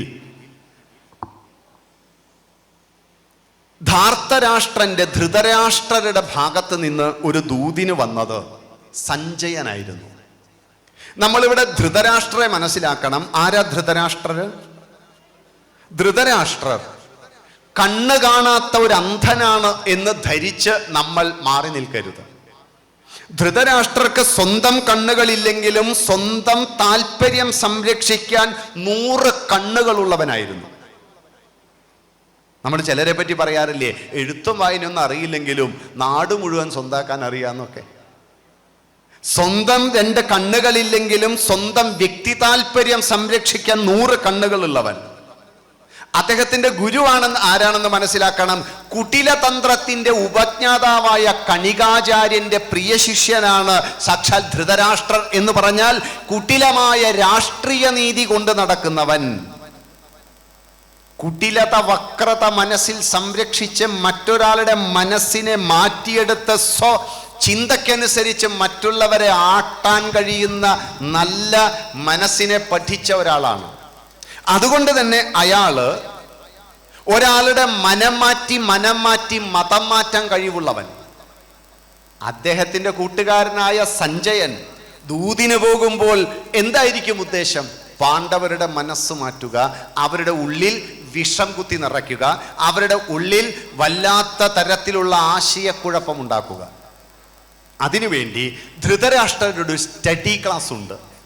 ഒന്നില്ലെങ്കിൽ അമ്മ വിവാഹം കഴിഞ്ഞു പോണ കുഞ്ഞിനൊരു സ്റ്റഡി ക്ലാസ് ഒക്കെ കൊടുത്തു വിടില്ലേ? നീ അവിടെ ചെന്നാൽ അങ്ങനെ ചെയ്യണം, ഇങ്ങനെ ചെയ്യണം, അവനെ പിടിച്ചു കെട്ടണം, നാത്തൂനെ തുരത്തണം, അമ്മായി അമ്മയെ മിണ്ടണ്ട, എന്തെങ്കിലും ഉണ്ടായി എനിക്കൊരു മിസ് കോൾ അടിച്ചാൽ മതി, വക്കീലുമായിട്ട് ഞാൻ വരാം, കാർ അയക്കാം, ആന കുതിര ഒട്ടകം എന്ന് പറഞ്ഞ് നമ്മളൊക്കെ നമ്മുടെ കുട്ടികൾക്കൊരു സ്റ്റഡി ക്ലാസ് കൊടുക്കുന്നത് പോലെ ഇദ്ദേഹം ദൂതിന് പോകുന്ന സഞ്ജയനൊരു സ്റ്റഡി ക്ലാസ് കൊടുത്തു. അദ്ദേഹം പറഞ്ഞു, നീ അവിടെ ചെന്ന് ഓരോരുത്തരെയും പ്രത്യേകം കാണണം, പ്രത്യേകിച്ച് യുധിഷ്ഠിരനെ, കൃഷ്ണനെ, ഭീമനെ, അർജുനനെ, ഓരോരുത്തരോടും എന്തു പറയണം എന്ന് നീ ശ്രദ്ധിക്കണം. യുദ്ധം മൂർച്ഛിക്കാതെ ശ്രദ്ധിക്കണം. യുദ്ധമുണ്ടായാൽ നമുക്ക് നഷ്ടം ഉണ്ടാവുക, അത് നീ പ്രത്യേകം മനസ്സിലാക്കണം എന്നൊക്കെ നിർദ്ദേശം കൊടുത്തു. കൂട്ടുകാരന് സഞ്ജയന് ആ മനസ്സ് മന്ത്രിക്കുന്നത് അറിയാവുന്ന സഞ്ജയൻ ഇത്രയും മതിയായിരുന്നു. ഒരു പ്രധാനമന്ത്രി, പ്രധാന സേവകൻ രാജ്യത്തിനകത്തിരുന്ന് ആലോചിച്ച് ചിന്തിച്ചുണ്ടാക്കുന്ന കാര്യങ്ങൾ വിദേശകാര്യ വകുപ്പ് കൈകാര്യം ചെയ്യുന്നവൻ അവിടെ ചെന്ന് ഈ പ്രധാന സേവകൻ ചിന്തിച്ചതിൻ്റെ 100 ഇരട്ടിയാക്കി വിജയിപ്പിച്ചു വരണം. മനസ്സിലാക്കണം, 100 ഇരട്ടിയാക്കി. അത്രയും കഴിവുള്ള ഒരാളെയാണ് വിദേശകാര്യ വകുപ്പ് കൊടുക്കാവൂ. രാജാവും മന്ത്രിയും ചിന്തിച്ച് തയ്യാറാക്കുന്നതിനെ ഭംഗിയായി വിജയിപ്പിക്കാൻ കഴിവുള്ള സഞ്ജയനെയാണ് പറഞ്ഞു വിട്ടത്. സഞ്ജയൻ ചെന്ന് സഞ്ജയൻ പറഞ്ഞ വാക്കുകൾ നിങ്ങളൊന്ന് ശ്രദ്ധിക്കണേ. 6 കാര്യങ്ങളാണ് പറഞ്ഞത്. സഞ്ജയൻ പറയുന്ന ഈ 6 കാര്യങ്ങൾ കേൾക്കുമ്പോൾ അർജുന വിഷാദയോഗം എന്ന് പറയുന്ന 1-ാമത്തെ അധ്യായവും നിങ്ങളുടെ മനസ്സിൽ വേണം. അർജുനൻ ഈ കരഞ്ഞൊട്ടി പറഞ്ഞതൊക്കെ ആരുടെ വാക്കുകളാണ്? അർജുനൻ കരഞ്ഞൊട്ടി പറഞ്ഞതൊക്കെ സഞ്ജയന്റെ വാക്കുകളാണ്. അർജുന വിഷാദയോഗം മനസ്സിലാക്കണമെങ്കിൽ സഞ്ജയന്റെ ഉപദേശം മനസ്സിലാക്കണം. സഞ്ജയൻ പറഞ്ഞത് എന്തോ അതാണ് അർജുനൻ 1-ാം അധ്യായത്തിൽ പറയുന്നേ. അമ്മ പറയുന്ന വാക്കുകളല്ലേ കുട്ടികൾ ചെറിയ വായിൽ വിളിച്ചു പറയുന്നേ? അച്ഛൻ പറയുന്ന വാക്കുകളല്ലേ കുഞ്ഞുങ്ങൾ വലിയ വായിൽ വിളിച്ചു പറയുന്നേ? നമ്മുടെ കുഞ്ഞുങ്ങൾ ഇന്ന് പറയുന്ന വാക്കുകളും പെരുമാറ്റവും വാശിയും ദേഷ്യവും നമ്മുടെ സംഭാവനയാണ് സുഹൃത്തേ. നമ്മൾ സ്ഥാനത്തും അസ്ഥാനത്തും പറഞ്ഞു വെക്കുന്ന വാക്കുകൾ നമ്മുടെ കുഞ്ഞുങ്ങൾ പെട്ടെന്ന് അവരുടെ മസ്തിഷ്കത്തിൽ രേഖപ്പെടുത്തി വെക്കും. കുട്ടികൾക്കൊരു പ്രത്യേകതയുണ്ട്, അവർ കണ്ടും കേട്ടും വളരുന്നവരാണ്, എഴുതിയും വായിച്ചും വളരുന്നവരല്ല. നമ്മൾ പറയുന്ന ചെറിയ വാക്കുകൾ, നമ്മുടെ ഒരു നോട്ടം, നമ്മൾ ചെയ്യുന്ന ഓരോന്നും കുഞ്ഞുങ്ങൾ അനുകരിക്കും. കുഞ്ഞുങ്ങളുടെ അടുത്ത പ്രത്യേകത ഇതാണ്, അവർ അനുസരിക്കുന്നവരല്ല, അനുകരിക്കുന്നവരാണ്. അച്ഛനമ്മമാരെ നന്നായി അവർ അനുകരിക്കും. നമ്മളാണെങ്കിലോ അനുസരിപ്പിക്കാനുള്ള ശ്രമത്തിലാണ്. ഇടത്തോട്ട് നീങ്ങ്, വലത്തോട്ട് നീങ്ങ് എന്ന് ആനയോട് ചട്ടം പഠിപ്പിക്കുന്നത് പോലെ ഈ കുഞ്ഞുങ്ങളെ അനുസരിപ്പിക്കാൻ ശ്രമിക്കുമ്പോൾ ദയവ് ചെയ്ത് മനസ്സിലാക്കണേ, കുഞ്ഞുങ്ങൾ അനുസരിക്കാൻ ഇഷ്ടമുള്ളവരല്ല, അവർ അനുകരിക്കാൻ ഇഷ്ടമുള്ളവരാണ്. നിങ്ങളൊരു കാര്യമേ ചെയ്യണ്ടോ, കുഞ്ഞുങ്ങളുടെ മുന്നിൽ അവർക്ക് അനുകരിക്കാൻ പറ്റുന്ന തരത്തിൽ സുതാര്യമായ ജീവിതത്തെ കുട്ടികളുടെ മുന്നിൽ കാണിച്ചു കൊടുക്കുക. കാപ്പട്യവും പൊങ്ങച്ചവും കാണിച്ച് കുഞ്ഞുങ്ങളുടെ മുന്നിൽ വലിയവരാകാൻ ശ്രമിക്കാതെ അവരുടെ മുന്നിൽ അവർക്ക് പ്രേരണയാകുന്ന റോൾ മോഡലുകളാകുക. ഇതേ അച്ഛനമ്മമാർക്ക് ചെയ്യാനുള്ളൂ. അതുകൊണ്ട് അർജുനന്റെ മനസ്സിനെ മതിക്കാൻ പറ്റുന്ന തരത്തിൽ സഞ്ജയൻ പറഞ്ഞ 6 കാര്യങ്ങൾ ശ്രദ്ധിക്കുക. സഞ്ജയൻ പറഞ്ഞു, അല്ലയോ യുധിഷ്ഠിര, കേൾക്കൂ, നിങ്ങളും ധാർത്തരാഷ്ട്രന്റെ മക്കളും ധൃതരാഷ്ട്രരുടെ മക്കളും ബന്ധുക്കളാണ്. നിങ്ങൾ തുടക്കം മുതൽ നല്ലവരാണ്, അവർ തുടക്കം മുതൽ കുഴപ്പക്കാരാണ്. ഇത് അച്ഛൻ പറയുന്ന ധൃതരാഷ്ട്രരുടെ ദൂതാണ് കേട്ടോ. അതുകൊണ്ട് നിങ്ങൾ തുടക്കം മുതൽ വഴിതെറ്റി നടക്കാത്തവരാണ്, അവരാണെങ്കിൽ തുടക്കം മുതൽ വഴിതെറ്റി നടക്കുന്നവരാണ്. അവർ പറഞ്ഞാ കൂട്ടാക്കില്ല. ആര്? സ്വന്തം മക്കള് പറഞ്ഞാൽ കൂട്ടാക്കില്ല. നിങ്ങൾ അങ്ങനെയല്ല, നന്മ കയ്യിലുള്ളവരാണ്, അതുകൊണ്ട് നന്മ കൈവെടിയരുത്. ഇതാണ് ഒന്നാമത്തെ വാക്ക്. ഈ നമ്മളെ വലിയ നല്ലവരാക്കി മറ്റുള്ളവരൊക്കെ പോകട്ടെ എന്ന് പറയുന്ന ഒരു നരേറ്റീവ്സ് നമ്മൾ കേൾക്കുന്നില്ലേ? ഹിന്ദുക്കളായ നിങ്ങൾ സർവ്വതിലും ക്ഷമിക്കണം. നിങ്ങളുടെ ക്ഷേത്രത്തിൽ അവർ വന്ന് പല വിരുന്നും നടത്തിയാൽ മിണ്ടാതെ ഓച്ഛാനിച്ച് നിൽക്കണം. നിങ്ങൾ മതേതരത്വം സംരക്ഷിക്കേണ്ടവരാ. നിങ്ങൾ അവനെ കുറ്റം പറയരുത്. അവൻ മതം പഠിക്കട്ടെ, അവന്റെ മതം വിപുലീകരിക്കട്ടെ, അവന്റെ മതത്തിന് വേണ്ടിയിട്ട് ഗവൺമെന്റ് സന്നാഹങ്ങളോട് അവൻ ജീവിക്കട്ടെ. പക്ഷെ നിങ്ങൾ സനാതനധർമ്മികൾ മിണ്ടരുത്. നിങ്ങൾ മതേതരത്വത്തെ സംരക്ഷിക്കണം. ഇങ്ങനെ പറഞ്ഞ് പറഞ്ഞ് പറഞ്ഞ് നമ്മളെയൊക്കെ ഒരു പ്രത്യേക തലത്തിലാക്കി ഭരണ സംവിധാനത്തിന്റെ സഹായത്തോടെ മതം പുലർത്തുകയും വളർത്തുകയും ചെയ്യുമ്പോൾ ഹിന്ദുക്കളായ നമ്മൾ പറയും, നമ്മൾ ഹിന്ദുക്കൾ സനാതന ധർമ്മികൾ മിണ്ടരുത്. കാരണം നമ്മൾ മതേതരത്വം സംരക്ഷിക്കണം. അവർ മതം പഠിക്കും, മതം വളർത്തും, അതിന് ഗവൺമെന്റ് സഹായിക്കും, മന്ത്രിമാർ സഹായിക്കും. ഭരണഘടന തൊട്ട് സത്യം ചെയ്ത ഭരണാധികാരികൾ കൺമുമ്പിൽ അതിനെ വ്യഭിചരിക്കുന്നത് കണ്ട് നട്ടലില്ലാത്ത ഹിന്ദു രാഷ്ട്രീയത്തിന്റെ ജാതിയുടെ ഉപജാതിയുടെ പേരും പറഞ്ഞ് നടക്കുമ്പോൾ മതം കാർന്ന് തിന്ന് ജനസംഖ്യ അങ്ങ് കൂടിക്കൂടി പോകുന്നതും കണ്ട് ഹിന്ദു നമ്മളൊന്ന് നമുക്കൊന്ന് എത്രണ്ണ? 2 പേർക്ക് കൂടി 2 എണ്ണം വേണ്ടേ?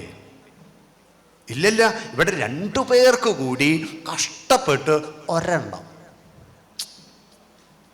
വലിയ കഷ്ടമാണ്. ഇനി അടുത്ത തലമുറ പറയാൻ നമ്മളൊന്നുമല്ല, നമുക്കൊന്നും വേണ്ട.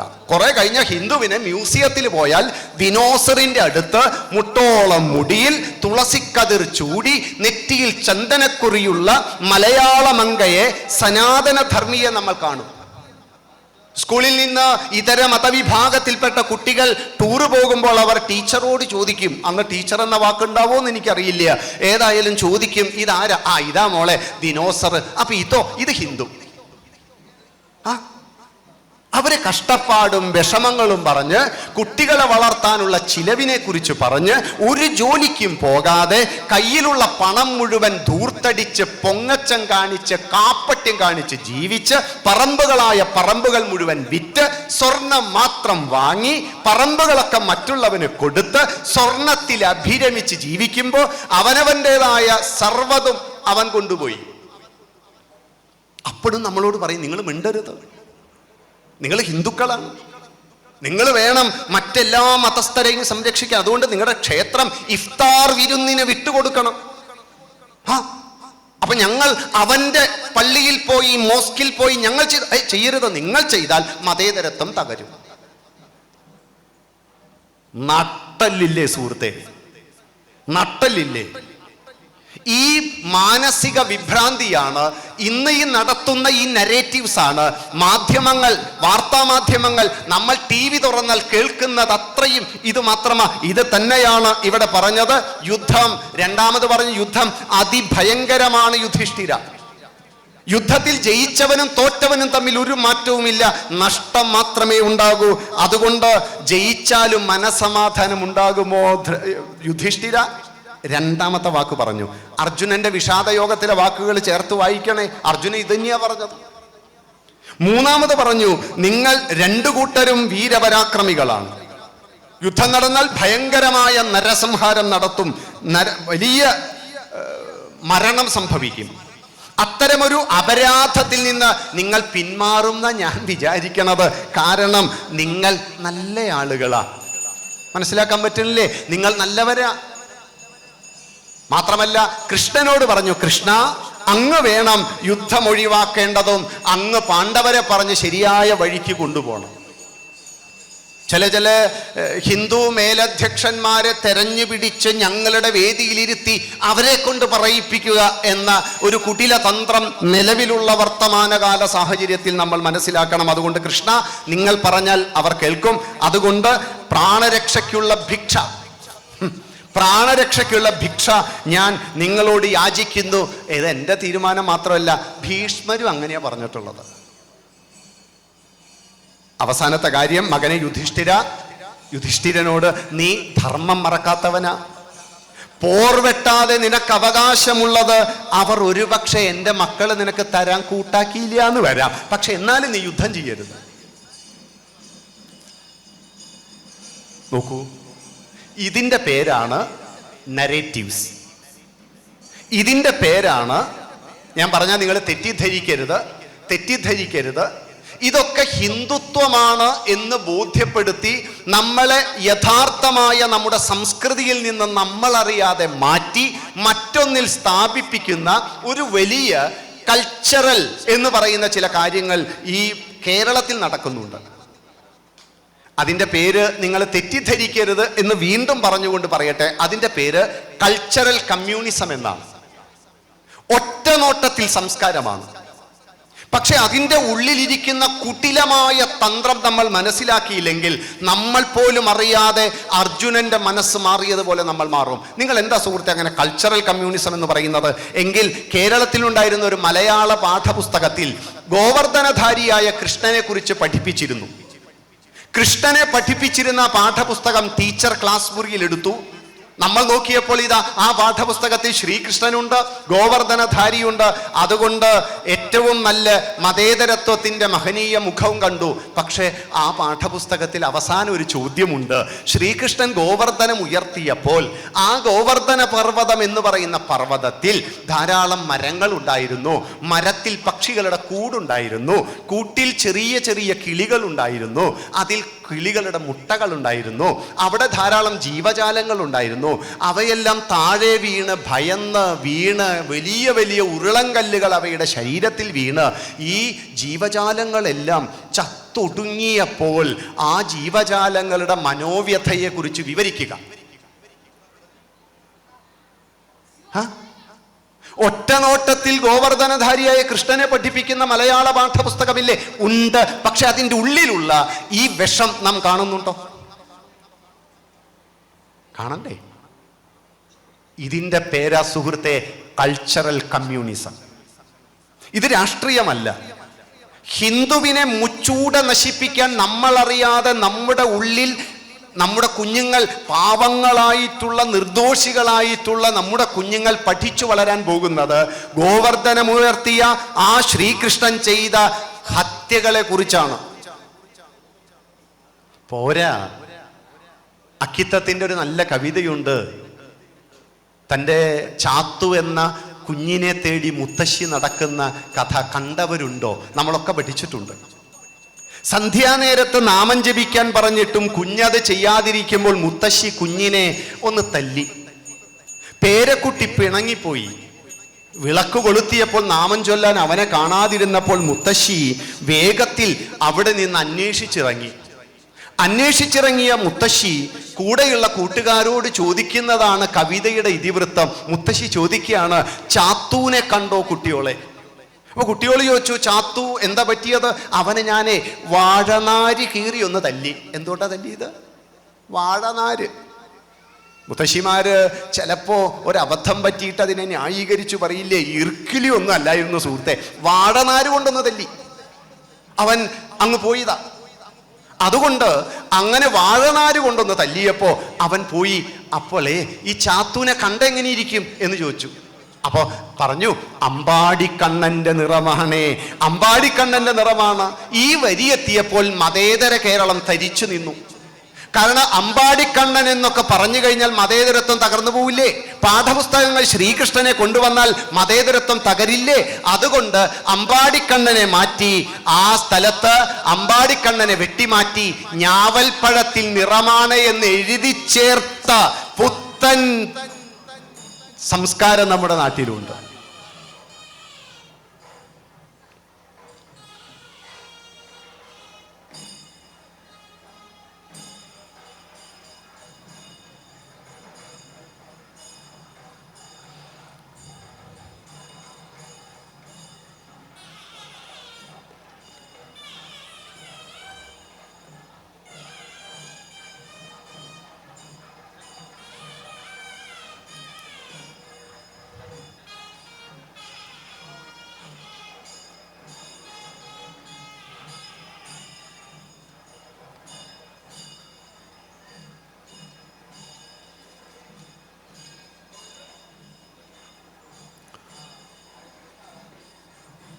അതുകൊണ്ട് സഞ്ജയൻ ചെയ്ത ഒരു മനുഷ്യന്റെ മനസ്സ് മാറ്റിയെടുത്ത് മനം മാറ്റി മതം മാറ്റുക എന്നുള്ള ഒരു വലിയ പ്രശ്നം ചെയ്തപ്പോൾ, സത്യത്തിൽ ഇത് അർജുനൻ കേട്ടപ്പോൾ അർജുനന് യാതൊരു പ്രശ്നവും ഉണ്ടായിരുന്നില്ല.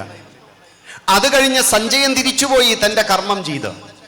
ഉടനെ പിറ്റേ ദിവസം ശ്രീകൃഷ്ണൻ ദൂതനായി ഹസ്തിനപുരത്തിലേക്ക് പോകാൻ തീരുമാനിച്ചപ്പോൾ ശ്രീകൃഷ്ണൻ ഓരോരുത്തരുടെയും സമീപത്ത് ചെന്ന് ഓരോരുത്തരോടും കൃഷ്ണൻ ചോദിച്ചു, ഞാൻ എന്ത് ചെയ്യണം?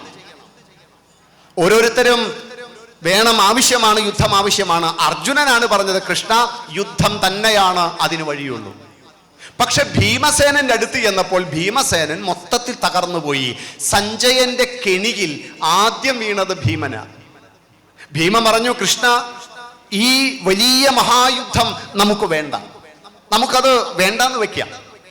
എന്നിട്ട് അങ്ങനെ 18 രാജാക്കന്മാരുടെ ഉദാഹരണം പറഞ്ഞ് ഇങ്ങനെ സ്വധർമ്മത്തെ സ്വകുലത്തെ വധിച്ചവരുടെ ചരിത്രം പറഞ്ഞ് ആ ഭീമനങ്ങ് തളർന്നൊട്ടിയിരുന്ന് കരയുന്നത് കണ്ട കൃഷ്ണൻ അത്യത്ഭുതപ്പെട്ട് അത്ഭുതം പുറത്തു കാണിക്കാതെ സ്വതസിദ്ധമായ പുഞ്ചിരി കൊണ്ട് ഈ ഭീമനെ പഴയ ചില കാര്യങ്ങളൊക്കെ ഓർമ്മിപ്പിച്ചു.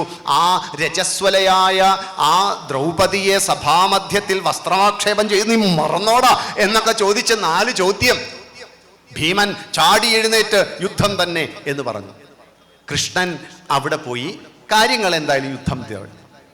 പക്ഷെ ഭീമനെ അന്നത്തെ ദിവസം തന്നെ സഞ്ജയന്റെ ഈ മാസ്മരിക വാക്കുകൾ പിടികൂടിയെങ്കിൽ അർജുനനെ പിടികൂടാൻ കുറച്ച് ദിവസം കൂടി എടുത്തു എന്നേ ഉള്ളൂ. കോവിഡ് വന്ന കാലത്ത് നമുക്കൊക്കെ അറിയാം, നമ്മുടെ വീട്ടിൽ 5 പേരുണ്ട്, അതിൽ ഒരാൾക്ക് കോവിഡ് വന്നു, ബാക്കി 4 പേർക്കും വന്നില്ല. അതിൻ്റെ അർത്ഥം അവർക്ക് കോവിഡ് വരില്ല എന്നല്ല. 2 ആഴ്ച കഴിഞ്ഞപ്പോഴാണ് അതിൽ ഓരോരുത്തരെയും കോവിഡ് പിടികൂടിയതുപോലെ ഭീമനെ പിടികൂടിയ സഞ്ജയന്റെ ഈ മനസ്സിനെ, മസ്തിഷ്ക പ്രക്ഷാളനം എന്ന് പറയുന്ന മനസ്സിനെ മാറ്റിയെടുക്കൽ അർജുനന് ചിത്രമായി കണ്ടപ്പോഴാണ് അദ്ദേഹത്തിന്റെ മനസ്സിൽ വന്നത്. മറ്റത് കേട്ടതായിരുന്നു. ആ പറഞ്ഞ കാര്യങ്ങൾ കുരുക്ഷേത്ര യുദ്ധത്തിൽ കണ്ടപ്പോൾ അർജുനന് രോഗം മൂർച്ഛിച്ചു. അർജുനൻ എങ്ങനെ രോഗം മൂർച്ഛിച്ചത്? നമ്മുടെ കുഞ്ഞുങ്ങളുടെ കൂട്ടുകാരെ നിങ്ങൾ ആദ്യം ശ്രദ്ധിക്കൂ. പരീക്ഷ എടുക്കുമ്പോൾ നമ്മുടെ കൂട്ടുകാർ പരസ്പരം പറയുന്ന ഒരു കാര്യമുണ്ട്, ഞാൻ ഒന്നും പഠിച്ചിട്ടില്ല. നമ്മുടെ കുട്ടികൾക്ക് തോന്നുന്ന ഞാനൊന്നും പഠിക്കേണ്ട. മറ്റൊരാൾ പറയും, എൻ്റെ എല്ലാം പഠിച്ചു കഴിഞ്ഞു, നിന്റെ ഒന്നും പഠിച്ചു കഴിഞ്ഞില്ലേ? ഈ കുഞ്ഞുങ്ങളെ മനസ്സിൽ വേദനിപ്പിച്ച് ടെൻഷൻ അടിപ്പിച്ച് ഇവർക്ക് എക്സാം ഫിയർ എന്ന് പറയുന്ന ഒരു പ്രശ്നം ഉണ്ടാക്കും. നമ്മുടെ കൂട്ടുകാർ നമ്മുടെ കുട്ടികളുടെ മനസ്സിനെ മതിക്കുന്നത്, നമ്മുടെ കൂട്ടുകാർ എന്ന് പറയുന്നവർ നമ്മളെ വഴിതെറ്റിക്കുന്നത്, ഈ ഒരു മനസ്സിന്റെ മാറ്റമാണ് അർജുനന് ബാധിച്ച രോഗം. ആ രോഗം സഞ്ജയനിലൂടെ കിട്ടിയതാണ്. ഇന്നലകളിലുള്ള ഇത്തരം അനുഭവങ്ങളാണ് നമ്മളെ പലപ്പോഴും വേദനയുടെ, നിരാശയുടെ, ഈ വിഷാദ രോഗത്തിൻ്റെ അഗാധമായ ഗർത്തങ്ങളിൽ കൊണ്ടെത്തിക്കുന്നത്.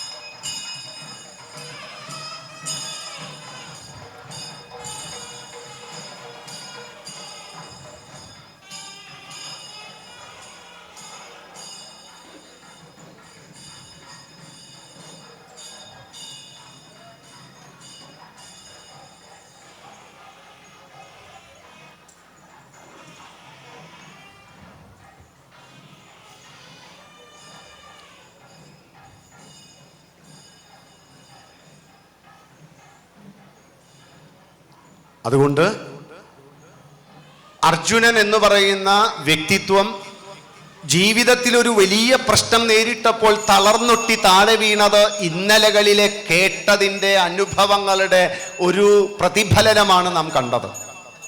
ഈ കാഴ്ച ഇത് നമ്മുടെ ജീവിതത്തിലുമുണ്ട്. പലരും പറഞ്ഞ ചില വാക്കുകളാണ് നമ്മളുടെ മനസ്സിനെ മുറിപ്പെടുത്തുന്നത്. അത് മതി നമ്മുടെ ജീവിതത്തിൻ്റെ സമാധാനം പോകാൻ. പ്രത്യേകിച്ചും വളരുന്ന യുവതലമുറ ഇന്ന് നേരിടുന്ന ഏറ്റവും വലിയ പ്രശ്നം ബോഡി ഷെയ്മിങ്ങിൻ്റെതാണ്. നിറത്തിൻ്റെ പേരിൽ കറുപ്പും വെളുപ്പും തമ്മിലുള്ള മത്സരം നടക്കുകയാണ്. ബോഡി ഷെയ്മിങ് എന്നുള്ളത് ഇന്ന് കുട്ടികൾ നേരിടുന്ന വലിയ പ്രശ്നമാണ്. ഏതെങ്കിലും ഒരു അവയവത്തെ ചൂണ്ടിക്കാണിച്ച് ഒരാൾ പറയുന്ന ഒരു വാക്ക് ആ കുഞ്ഞിൻ്റെ ജീവിതമേ മാറ്റിമറിക്കും. അത്തരത്തിലുള്ള വാക്കുകളുടെ മായാപ്രപഞ്ചത്തിൽ വീണുപോകാതെ സ്ഥിരബുദ്ധിയോടെ നമ്മുടെ വ്യക്തിത്വത്തെ നിലനിർത്താൻ പറ്റിയാൽ അർജുനന് പറ്റിയ ആ രോഗം നമുക്ക് വരില്ല. ഇവിടെ ശ്രീകൃഷ്ണൻ എന്ന ആ ഭിഷഗ്വരന്റെ ചികിത്സ അർജുനനെ പെട്ടെന്ന് രോഗത്തിൽ നിന്ന് മുക്തനാക്കി. അർജുനനെ മുക്തനാക്കാൻ വലിയ വിഷമമായിരുന്നു. ഭീമനെ പോലെ 2 വാചകം പറഞ്ഞാൽ പോരായിരുന്നു, അവന്റെ മനസ്സിൽ കൊള്ളുന്ന വാക്കുകൾ പറയണം. അതുകൊണ്ട് ഞെട്ടൽ രോഗത്തിന് ഞെട്ടൽ ചികിത്സയാണ് ശ്രീകൃഷ്ണന്റെ വിദ്യ. ആ വിദ്യയാണ് ശ്രീകൃഷ്ണൻ കാണിച്ചു തന്നത്. അദ്ദേഹം ഒന്ന് ഞെട്ടി അവനെ പെട്ടെന്ന് ഒരു മുള്ളു കയറിയാൽ അടുത്ത മുള്ളു കൊണ്ടെടുക്കില്ലേ, ഈ വിദ്യ കാണിച്ച് ശ്രീകൃഷ്ണൻ അർജുനന്റെ ഞെട്ടലിനെ മാറ്റിയത് 8 വരികൾ 2 ശ്ലോകങ്ങൾ കൊണ്ടാണ്.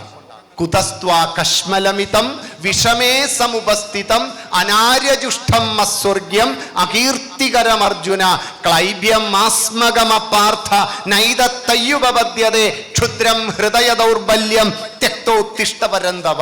കിട്ടേണ്ടത് കിട്ടി.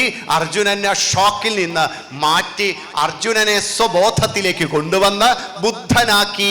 ഈ വൈദിക സരണി മുഴുവൻ, വേദസരണി മുഴുവൻ ശ്രീകൃഷ്ണൻ മനോഹരമായി വർണ്ണിക്കുന്നതിലൂടെ നഷ്ടോ മോഹ സ്മൃതിർലബ്ധ, എനിക്ക് എൻ്റെ ഓർമ്മ പിടിച്ച് തിരിച്ചു കിട്ടി, എൻ്റെ മോഹം തെറ്റും ശരിയും എനിക്ക് മനസ്സിലായി എന്ന് പറഞ്ഞ് അർജുനൻ സ്വകർത്തവ്യത്തിലേക്ക് മാറിയതുപോലെ നമ്മൾ നമ്മുടെ ഉള്ളിൽ കൊണ്ടു നടക്കുന്ന കുറേ വേദനകൾ, ചില വിഷമങ്ങൾ, ചില സന്ദർഭങ്ങൾ, ഇതെല്ലാം മുച്ചൂടെ അതിനെ നശിപ്പിക്കുക, വേരോടെ പിഴുതു കളയുക. ശ്രീകൃഷ്ണൻ എന്ന ഭിഷഗ്വരനെ ഗുരുവായി കണ്ട്, ചതുർബാഹുവായ മഹാവിഷ്ണുവിനെ ഗുരുവായി കണ്ട്, ഏതൊന്നാണോ നമ്മുടെ മനസ്സിനെ കാർന്നു തിന്നുന്ന മാനസികമായ വ്യഥ, അതിനി കൊണ്ടു നടക്കരുത്.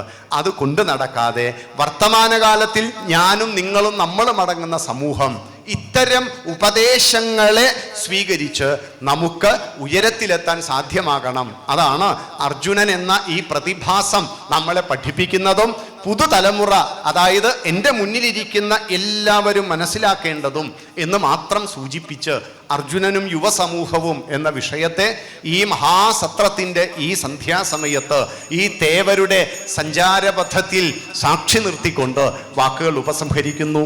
എല്ലാവർക്കും നന്ദി, നമസ്കാരം.